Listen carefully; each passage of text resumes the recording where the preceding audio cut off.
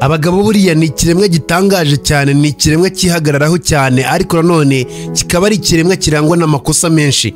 Abagabo nanone kwihagarara kwabo bituma hari amabanga batazigera bumva neza ko bakeneye ko ari buze kuba yajya hanze, kubera ko icyo baba bashaka no gukomeza kubungabunga ibigwi byabo. Umugabo iyo akoze ikosa ntirigaragare, rimwe na rimwe hari igihe ajya kurikosora, ariko nanone utabimenye cyangwa se atarinze kuba yabisakuza.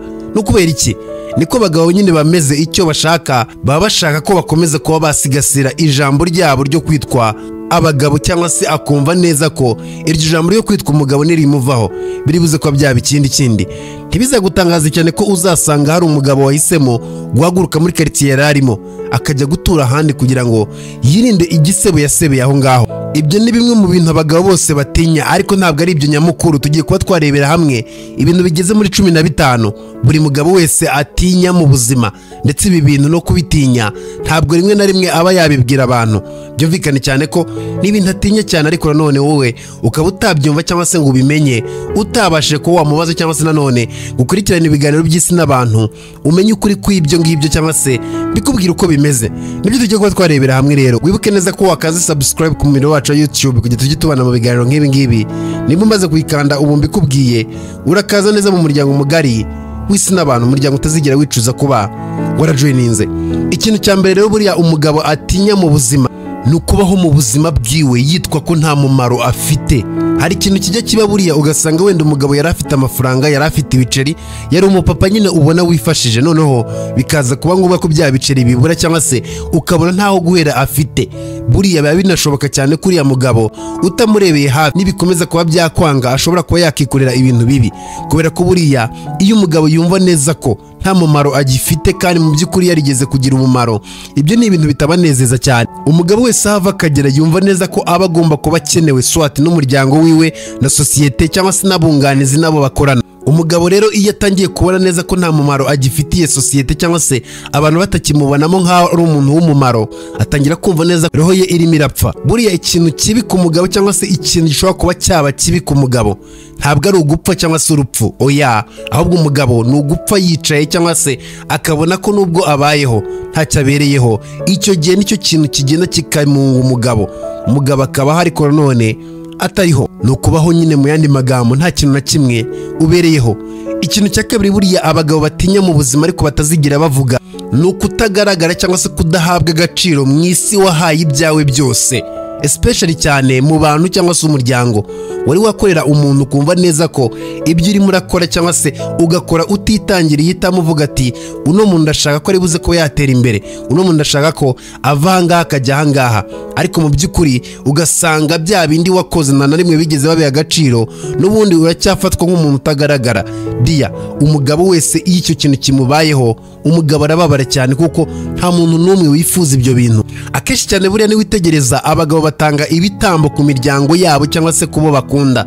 Rero ikintu kiba kibi cyane cyangwa se ibintu bihindura isura mu gihe wa mugabo yatanze ibyo bitambo, yewe bikanakunda wa undi yatangiye ibitambo yamara kuba yagera iyo agomba kuba yagera, n'umwana wiwe cyangwa se n'abana biwe cyangwa se yewe n'umugore wiwe, ariko mu by'ukuri bya bitambo umugabo yatanze ukabona babikubye na zero, ukabona ntabwo binagaragara ko wigeze utanga ibyo bitambo. Icyo gihe nicyagiye umugabo asaza yumva neza yicuza, ugasanga umuntu yari afite amafaranga yatakaje ku bana be, yatakaje ku bandi, ariko mu by'ukuri arimo arasaza wenyine, arimo arasaza yituma amazi, kandi mu by'ukuri hari abo yakunukiye, hari abo yahaye ubuzima bwiza, ariko abo ngabo bakabikuba na zero.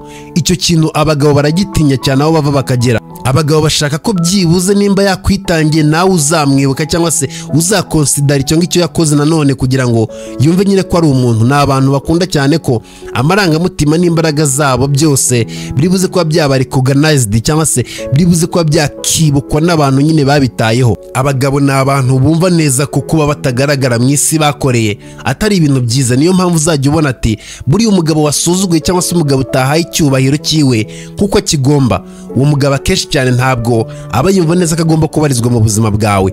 Ikintu cya gatatu rero buriya abagabo bose batinya mu buzima ni ukugira ikintu wananiwe cyangwa se kugira ikintu cyanze kuba cyakunda, ariko icyo kintu nanone bikakunanira kuba wakireka ngo kigende. Ibi ni ibintu abagabo benshi bahura nabyo, ugasanga hari ikintu wiziritseho, hari ibintu wiziritseho, ariko ibyo bintu byaranze, mbega nyine ukabona byaranze, ariko mu by'ukuri ukumva umutima wawe wowe kubireka byaranze nawo. Buriya rimwe na rimwe hari abantu bagira ngo umuntu asebera muri public cyangwa se umuntu atinya abantu abona. Oya, buriya abagabo ikintu batinya ni ikintu wowe utabona, ariko icyo kintu kikaba gihora iteka ryose kibabuza amahoro. Hari amasezerano menshi cyane buriya abagabo baba bifitiye bo ubwabo. Umugabo ugasanga yihaye amasezerano akavuga ati njyewe nzagera kwibi, nzakora ibi n'ibi n'ibi n'ibi iki n'iki, ariko ya masezerano n'ubundi ugasanga yanze kuba yasohora, ugasanga ya masezerano yakomeje kuba yaba amasezerano akadafite yashingiye. Icyo kintu rero abagabo bagitinya cyane, azagira ubwoba ndetse agire n'umujinya ndetse n'umutima utere cyane mu gihe amasezerano yihaye arimo arayarengaho, mu gihe arimo arabona imyaka yo irimo iramwirukankana cyane, kandi mu by'ukuri abona ntacyo arimo arakora ku buzima bwiwe. N'ahandi uzajya ubona ukabona umuntu depression yamwishe, ukabona umuntu ntashyira akaraso ku mubiri. Kubera iki? Akenshi cyane abarimo arabona ko arimo aritenguha. Rero icyo kintu ni ikintu kibi, kuko n'umwanzi nyine ugenda akagushegesheramo imbere, kandi mu by'ukuri nta wundi muntu wo hanze uzigera ubibona. Ndagira ngo nkwibutse neza ko buriya ikintu abagabo benshi batinya ntabwo ari ikintu wareba n'amaso yawe ngo ukibone. Oya, ahubwo abagabo benshi baviramo imbere bafite ibintu byinshi bibahangayikishije wowe utazigera ubona cyangwa se ngo usobanukirwe. N'ikindi gisekeje kinatangaje nuko n'umugabo mugenzi wiwe azabyumva uburyo amerewe, ariko ntabwo azumva neza uburyo uwo mugenzi we nawe amerewe, cyangwa se uburyo ibintu bikomeza kuba byamugora indani muri we. Ikintu cya kane buriya abagabo bose batinya ni ukuba wa mugabo wubatse ibintu bikuzura bikagera hejuru, hanyuma ibyo bintu byamara kuzura, byamara kuba byarangira, ukabona neza ko utangiye gusoroma bya bindi, cyangwa se ukabona wubatse business, wakoze ibintu byarakunze, byamara gukunda ugasanga bya bindi byose kubera uburangare cyangwa se ikosa rimwe bise bisubira hasi. Abagabo bose batinya ibyo bintu. Ni ikintu uzajya ubona ku bantu bose iyo bamaze gutera imbere bagakira bakagira amafaranga, batangira kuba baba abandi bantu batandukanye nuko bari bameze, batangira gukunda amafaranga cyane, bagatangira kugundira cyane, ukabona amafaranga kugira ngo bayarekure bitangiye kuba byagorana, mbega ntabwo bagishaka gutakaza amafaranga uko biboneye. N'ukubera iki? ni ukubera ko barabizi neza ko hagize ikosa riba bakisanga hasi, ntabwo bizigera biborohera, ntabwo bazongera kuryoherwa n'ubuzima kuko baburyoherwaga nabwo. Umugabo wese iyo yubatse ibintu bikagera hejuru bikagwa, yiga ashobora kongera akabibyura, ariko nanone hari ibigwa ntibyongere kuba byabyuka. Rero umugabo atinya icyo kintu, kwisanga hasi yari hejuru. Rero icyo gihe iyo bigenze gutyo ntabwo abikunda cyane, yumva neza ko atabuze ibyo bintu, ahubwo we ubwe nawe yibuze, atangira kubona ibintu uburyo bimeze, akanabibona mu isura yabyo. Ikintu rero cya gatanu buriya abagabo bose batinye nanone batazigira bakubwira, ni ukugambanirwa n'abavandimwe babo cyangwa se n'umuvandimwe. Iki ni ikintu kibi cyane abagabo bose badashobora kuba bavuga cyangwa se ngo bagire berure, ariko ni ikintu kibi nanone kibaho. Buriya uzi kugambanirwa n'umuntu wumva neza ko ushobora kuba wakakira ikibi kiwe cyangwa se ushobora kuba wakakira isasu kubwe, hanyuma wa muntu akaba ari uri buze kuba yakugambanira. Ibyo bintu abagabo barabitinya ndetse baranabihabuka ku rwego rukomeye cyane. Ubuvandimwe buriya ni ikintu gikomeye cyane, ariko nanone ubuvandimwe iyo utitegereje cyangwa se iyo ugize abavandimwe babi nabyo bishobora kuba byaba ibintu bibi. Rero abavandimwe bawe babandi wizeye, babandi wabanaga nabo umunsi ku munsi, iyo igihe kigeze bakaguhinduka bikamera nk'aho mutigeze munaba abavandimwe, ukabona icyo bashyize imbere ni inyungu zabo, kandi izo nyungu zabo zikava mu byawe cyangwa se bakumva neza ko kwangiza uyu tukabona ibyacu nta kibazo. Abagabo ibyo ngibyo barabitinya. Ibi bikajyana cyane n'abashuti, kuko buriya hari igihe umugabo agira inshuti, iyo nshuti ikareka kuba yaba inshuti ikaba umuvandimwe, bigendeye ku byo banyuranyemo, ugasanga bakennye babaye inshuti, babaye isanga n'ingoyi, ugasanga bubakiye ibintu hamwe. Ariko bya bintu byamara kugera kuri level nziza, byamara kuba byashyuha, mubona neza ko mugiye kuba mwasarura, ugasanga ubwo nicyo gihe cyo kugambana kigiye kuba cyagera. Abagabo bose batinya icyo kintu dia. Umugabo wese atinya umuntu ushobora kuba wamugambanira kandi yamufataga nk'umuvandimwe. Hari umuntu wavuze ati buriya ntabwo icyuma baguteye inyuma mu mugongo aricyo kikwica, ikintu kikwica ni igihe uhindukiye ukabona uwaguteye cya cyuma. Ibyo nibyo bihita bikwirangiriza, ntabwo ari cya cyuma. rero ujye witonda cyane mu gihe wumva neza ko hari umuntu mwabanye cyangwa se hari umuntu mwagiranye ibihe bikomeye ugiye kuba wagambanira cyangwa se ugiye kuba wakorera ikintu atazigera yishimira, kandi mu by'ukuri ubona neza ko nyine ugiye kumuhemukira, kubera ko uwo mugabo ntabwo aba azakwibagirwa. Hari ubuzima uha umugabo, uwo mugabo akazabana nabwo mpaka atarakwibagirwa. Rero be careful, witonde. Ikintu cya gatandatu buriya abagabo bose batinya ndetse batazigera bakubwira ni ukubura icyubahiro. Diya, ntibakakubeshye ngo nta mugabo udakunda icyubahiro uko yaba ameze kose, umukene, umukire, uri hagati, uri uwo ari we wese apfa kuba ari umugabo. Ikintu bijyanye n'icyubahiro ni ibintu bigendana cyane. Nta mugabo n'umwe wishimira kuba yafatwa nk'aho ari umugabo nyine uri joke cyangwa se umugabo usekeje. Nta mugabo n'umwe ukunda ibyo bintu. Umugabo wese aba yumva neza ko nimba ndi umugabo ugomba kuwunyubahira ko ndi umugabo. Abagabo bakunda icyubahiro, ibyo byo ubimenye, kandi mu by'ukuri icyo cyubahiro ni nacyo gituma bakomeza kuba baba abantu nyine. Niyo mpamvu uzajya ubona hari abagabo bazababarira undi uwo ari we wese, ariko iyo ububahutse ntibajya bakubabarira. No kubera iki? Buriya abagabo ntabwo banga umuntu ubanga, cyangwa se wa wundi ukwanga nyine ukabona neza ko ntagukunda, ukabona nyine umuntu arakwanga ntagukunda, ngo nta kibazo babana. Bizaba bibi mu gihe wamusuzuguye. Ushobora kunyanga ariko unyubaha, icyo gihe twabana uranyanga ariko uranyubaha, ariko unkunda ariko unyubahuka, ntabwo umugabo bizigera bikunda. Icyo kintu nicyo abagabo bumva ndetse banubaha, banaha agaciro cyane kuruta ikindi icyo ari cyo cyose. Nawe rero ujye ugitekerezaho kandi ukimenye, yewe nurangiza unakimenyere. Ikintu cya karindwi rero buriya abagabo batinya nanone batazigera bakubwira ko batinya, abagabo bose iyo bava bakagera batinya gukunda umuntu utazigera ubakunda. Kwa kundi usanga urimo urita ku muntu urimo uramuha urukundo rwawe rwose, urimo urakora ibishoboka byose, ariko wa muntu we akaba yumva neza ko atazigera agusubiza rwa rukundo, cyangwa se nawe atazigera agukunda. Diya, ibyo ni ibintu abagabo batinya, ni ibintu umugabo wese iyo abyumvise umutwe uramurya cyangwa se aratinya cyane, kuko buriya umugabo wakunze bya nyabyo aba yakunze bya nyabyo. Rero ikibazo cyangwa se ibibazo bizaza mu gihe wa mugabo akoze ikosa ryo gufata umutima we akawuha wa wundi utazigera uwuha agaciro. Icyo gihe nanone rero chapitre ihita ihinduka, ntabwo ibintu byongera kuba uko byari bimeze, ibintu bita bihindura isura. Umugabo azababazwa cyane no kumara igihe cyiwe cyose akunda umuntu cyangwa se yumva neza ko bari mu mubano n'abantu, ariko mu by'ukuri aze gutungurwa no gusanga wa mubano wose yamaze mu icyo gihe cyose yari one side relationship, cyangwa se wari umubano w'uruhande rumwe. Umugabo rero yumva neza ko uko byamera kose adakwiye kuba yabeshywa n'uwo yahaye icyizere cyiwe, n'uwo yakumvishe neza ko yakabaye kuba atamubeshya. Birashoboka cyane ko buriya umugabo ashobora kuba ari umuntu mubi, ukora ibintu bibi, rimwe na rimwe nyine ubona ari ibintu bitari ku murongo, mbega ubona ari umugabo ugoye kuba wabana nawe, ariko mu by'ukuri bikaba bibi mu gihe wowe wihaye kumubeshya, kuko iyo umubeshye ahita kumenya ko umubeshye, kandi mu by'ukuri bigora buriya abagabo cyane kuba bababarira, kubera ko ntabwo abagabo bakunda umuntu bakinisha cyangwa se kwibeshya bakishyira mu mutwe ko ari abantu b'agaciro, kandi mu by'ukuri bagasanga wowe wabikoresheje mu nyungu zawe, ntabwo wigeze ubabona nk'aho ari abantu b'agaciro. Icyo gihe abagabo birabarya cyane, birababaza cyane pe. Ikindi kintu buriya cya munani rero abagabo batinya cyane mu buzima batazigera bakubwira, ni ugusanga umugabo afatwa nk'ari provider, apana kuba ari umuntu. Hari ikintu abagore bagira buriya, ugasanga bafite umugabo cyangwa se umuntu bagendana nyine bakundana, ugasanga uwo muntu umufata nk'ari imashini iguha amafaranga cyane kuruta uko umufata nk'ari umuntu, cyangwa se kuruta uko umukundira ko ari umuntu, ukamukundira amafaranga cyangwa se ukamufata neza ukamuguyaguya, ariko mu by'ukuri ari amafaranga umukundira, ukaba waranabimuhishe utabimwereka. Nta mugabo n'umwe ukunda gufatwa nka ITM nk'atari umuntu. Buriya abagabo nabo ni abantu uko wumva neza ko ukeneye amarangamutima, uko ukeneye ko witabwaho, uko ukeneye ko bigenda gutya, n'abagabo nabo ni uko nguko baba babikeneye.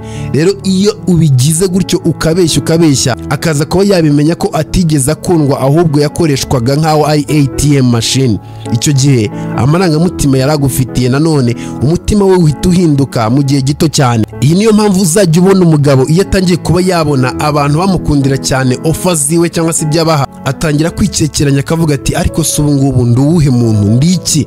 Agatangira kwishinja amakosa, ariko mu by'ukuri atari uko ari we afite amakosa, ahubwo ari ba bantu bo bashaka inyungu mu bantu. Rero iyo abimenye gutyo agahita amenya neza ko in case cyangwa se igihe nikigera ukabona undi muntu cyangwa se abandi bantu bazaguha nk'ibyo aguha cyangwa se birenze ibyo aguha uzigendera, icyo gihe atangira kumva neza ko atazi nawe icyari cyo, mbega atangira kumva igihe yataye, akibaza nyine uburyo umufata, niyo sura ihita umuza mu mutwe, akibaza ati ubu no mukobwa cyangwa se no mugore cyangwa se no nshuti yanjye yo imfata gute? Imbonamo amafaranga, ntabwo imbonamo umuntu, imbonamo nk'itungo, imbonamo nk'inka izabagwa ku bunane. Mbega nyine nicyo kintu gita cyuzura mu mutwe wiwe, kandi ibyo bitekerezo bikaba atari byiza, kuko iyo bitekereje gutyo nta n'umwe uzigira wemera kuba yaba inka kandi ari umuntu w'umugabo. Ikintu cya 9 rero buriya abagabo batinya cyane batazigira bakubwira, ni ukubona abana babo babatinya ariko batabakunda. Ibi bintu mujye mubireba, hari ingo bibamo ugasanga abana bawe baragutinya ku kigero rwose kigaragara, nta n'umwe wakuvugisha cyangwa se oya, baragutinya ntabwo bagukunda. Ibi bintu bibabaza abagabo, kandi mu by'ukuri rimwe na rimwe ugasanga swati byatewe na nyina cyangwa se nawe nk'umugabo niwe wabiteye. Ibyo ngibyo rwose bibaho, hari abagabo batuma abana babo babatinya kugira ngo babakunde. Buriya kubahwa no gutinywa no gukunda ni ibintu bibiri bitandukanye. Rero iyo abana batangiye kuba bakura batinya se cyane kuruta uko bamwubaha, ni hahandi uza gusanga uko imyaka igenda ishira cyangwa se uko abana bagenda bakura bajya ruguru, batangira kwiyomora kuri se. Ni cya gihe uzajya ubona ati papa we yarwaye, mumureke ntabwo bijyo se bindeba hiki. Ni hahandi uzajya usanga abana nyine igihe ubakeneye utazigera ubabona, kuko bakubona nk'undi muntu nyine, bakubona nk'igisimba, aravuga ati papa umeze kuriya shwi ndarengana sinajya mu rugo. Rero abagabo buriya bose aho bava bakagira bakunda abana babakunda banabubaha, kuko buriya umuntu ukubaha anagukunda ntazigera akora ikosa iryo ari ryo ryose. Ariko mu gihe umuntu agutinya uzabona byose ko abikora mu buryo ubishakamo, ariko umenye neza ko abikora kubera ko agutinya. Igihe yagutinyutse nibwo uzabona uwo ari we. Rero buriya abapapa baba bashaka abana babakunda banabubaha, ibyo yabihagije buriya ku mupapa. Umwana wawe nimba agukunda anakubaha, ntazigera akora icyo ari cyo cyose gituma usuzugurwa cyangwa se ngo abone bari kugusuzugura yumve neza ko nta kibazo. Ariko nimba agutinya akabona hari abarimo baragusuzugura, azavuga ati nimumusuzugure, nimushaka ahubwo mugire ikigwa mu mwigisha, abure no kuba yagutabara kubera iki nta cyubahiro agufite, ntabwo akubaha, aragutinya nta nubwo agukunda. Ikintu cya 10 buriya abagabo bose bava bakagira batinya mu buzima bwabo uzitegereze, ni gukora amakosa atazigira asubizwa inyuma, cyangwa se ya makosa udashobora kuba wasubira inyuma nyine ngo ubashe kuba wayakosora. Uzitegereze buriya hari ibintu biba ugasanga wenda hari umwanzuro ufashe kano kanya, ariko uwo mwanzuro ukabona ntabwo bizigera bikunda ko uwo mwanzuro uzasubira inyuma, ni umwanzuro uzicuza. Ibyo bintu rero abagabo bose barabitinya. Niyo mpamvu uzajya ubona hari abagabo rimwe na rimwe bajya gufata imyanzuro bagatinda, ukabona wenda agiye kuguha amafaranga menshi cyangwa se ikindi kintu, ukabona atinze kuba yakiguha. Utagira ngo buriya si uko abakibuza banagifite yakiguha, ahubwo arabanza akareba alternative zose, akavuga ati ese uno muntu in case byagenze gutya nzagarurira hehe, mbega akareba mu nguni zose kuruta uko yahita kiguha. Rero abagabo nicyo kintu batinya, gukora ikosa rimwe kandi rizahindura ubuzima bwabo, kandi bakaba badafite aho bazigira barigarurira. Icyo kintu abagabo baragitinya, ndetse banashyiraho ikintu bita kwitonda kurenze ibindi bihe byose. Iyi niyo mpamvu uzajya ubona umugabo ashobora kuba yarabaswe n'ingeso mbi zo guca inyuma umugore we, akora ibi bitazigira bishimisha umugore, ariko nanone wa mugabo akaba atatinyuka ngo akore ikosa ribuze kuba ryatuma wa mugore aza kuba yabona neza ko yakoze ibyo bintu, agakomeza kuba yabihisha. Buriya wa mugore we ntuzajya ubona umugabo wawe aguca inyuma ariko nanone ukabimenya, ariko ukabona ko abiguhisha cyane, ataba akeneye ko unabibona. Ujye umenya neza ko nta wundi mutima mubi ubiri inyuma, wenda n'akageso kamunaniye, ariko nta wundi mutima mubi ubiri inyuma. Rero iyo ufashe umwanzuro cyangwa se ugahita uvuga ati iki kintu rero wakoze ntabwo nkikubabarira, ndagiye cyangwa se bigenze gutyo, ugafata umwanzuro nyine udasubira inyuma, wa mugabo abana no kwicuza ubuzima bwiwe bwose. Ikintu cya 11 rero buriya abagabo bose batinya ariko nanone batazigira bakubwira, ni ukubabaza umuntu runaka batabizi.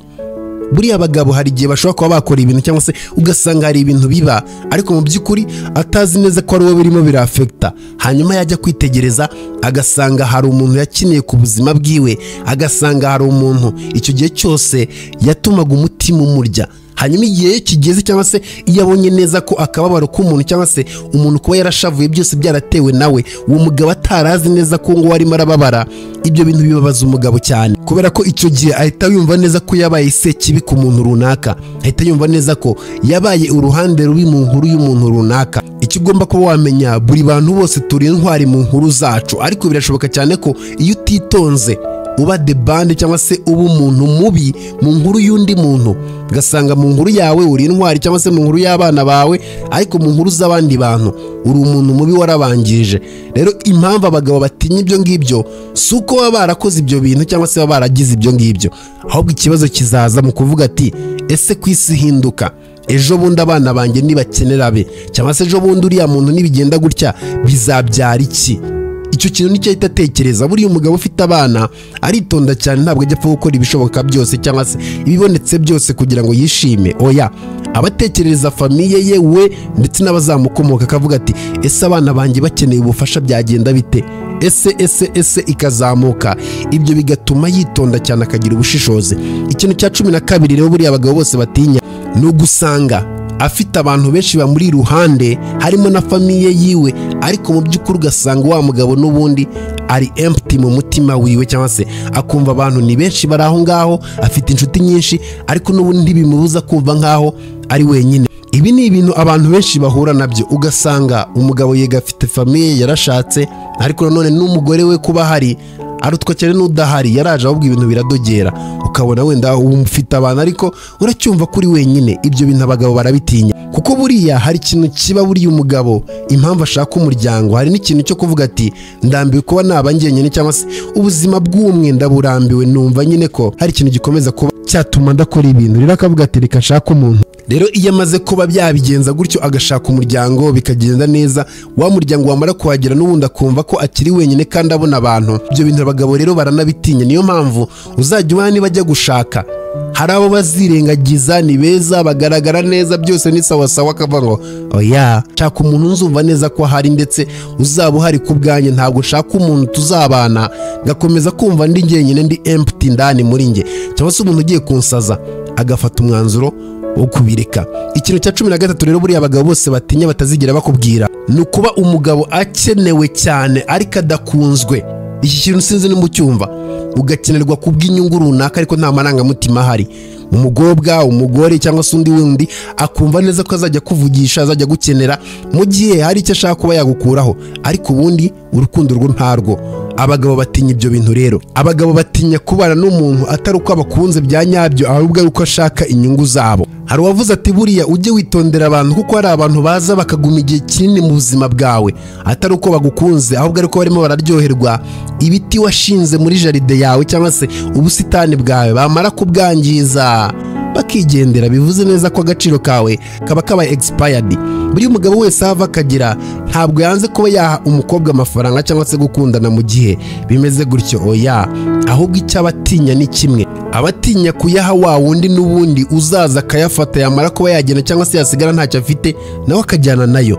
Niyo mpamvu ubona babikomeraho ibintu by'amafaranga yabo. Ikintu cya 14 rero buriya abagabo bose batinya batazigira bakubwira ni ukuba abanyantege nkeya imbere y'abantu bakunda.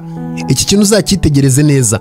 Umugabo azemera yambara ubusa, inzara imurye, akora iki, ariko abakunda umuryango we ukomeze kuba umeze neza. Ntabwo umugabo azemera neza ko abarinda cyangwa se babandi bari mu nshingano ziwe bazajya hasi. Nuzajya ubona umugabo umugore we atameze neza kandi uwo mugabo akunda uwo mugore wiwe, ujye umenye neza ko uwo mugabo arimo aranyura mu bihe bitoroshye, ujye umenye neza ko uwo mugabo ntacyo aba atakoze. Rero hari abagore batabyumva bagahita bahutira bagashaka kurya imitima b'abagabo, ariko mu by'ukuri nta mugabo n'umwe ugukunda uzigera wemera kubona usa nabi. Impamvu usa nabi utameze neza nibwo bushobozi bwe ntacyo aba atakoze. Buriya amarangamutima y'abagabo, uburyo abagabo bateye iyo babona abagore babo n'abana babo batameze neza cyangwa se n'ababyeyi babo, baba bumva nabo agaciro kabo kadahari. Ntabwo umugabo buriya atinya akababaro kiwe ahura nako, ahubwo umugabo atinya akababaro kiwe ko kazatuma aba umuntu uri munsi cyane yo yagakwiye kuba ari. Nicyo kintu abagabo batinya. Ikintu cya 15 buriya abagabo bose batinya ni ukubaho ubuzima butigeze buba ubwiwe. Mbega nyine ukabaho ubuzima ariko mu by'ukuri ukarinda upfa utiswe umugabo, mbega ukaba uri mu buzima just umeze nk'aho uri igipupe. Hari ibintu biba ukumva ngo umugabo cyangwa se umusore yararongowe, nkazo umusore yajyanywe n'imiryango ikomeye, yagiye wenda umukobwa nyine barakundana, ariko mu by'ukuri gukundana n'uwo mukobwa barakundana gusa biraho. Icyo gihe rero umugabo n'abasore hari igihe bumva neza ko ari ibintu byiza nta n'icyo bitwaye, ariko mu by'ukuri iyo umaze kuba wabigeramo ukabona uburyo abandi bagabo bubahwa n'abagore babo cyangwa se n'abo bashakanye, ariko wowe ukaba udafite uburenganzira n'ubushobozi bwo kuba wakubahwa cyangwa se uvuga ati mwanyubashye ko ndi umugabo, ntabwo uri umugabo nyine, uratunzwe nk'undi mwana uwo ari we wese. Abasore buriya hari igihe bumva neza ko it's okay, nta kibazo, bakabyenjoyinga mu busore bwabo, ariko iyo bamaze kuba baba abagabo nibwo bahita babona neza ko icyo ari cyo kintu buri wese yagakwiye kuba atinya. Abagabo iyo bava bakagera batinya kubaho batariho, batinya kubaho badashobora kuba batanga itegeko cyangwa se bavuga ati biragenda gutya biragenda gutya. Buriya umugabo egara amategeko, egara ibintu nk'ibi ngibi. Iyo umugabo rero ibintu bitangiye kuba byagenda mu buryo atabishaka, atangira kugira indi mitekerereze. Niyo mpamvu uzajya ubona hari abagabo bakubitwa bikagenda gutyo. Ujye witonda rero, kuko buriya umugabo ikintu cya mbere atinya kiruta ibindi nsorejeho, ikintu bita agasuzuguro. Agasuzuguro koho nukazana ku mugabo ujye umenya neza ko warangiye. Mwakoze cyane kubana nanjye, utibagire ukagenda udakoze subscribe.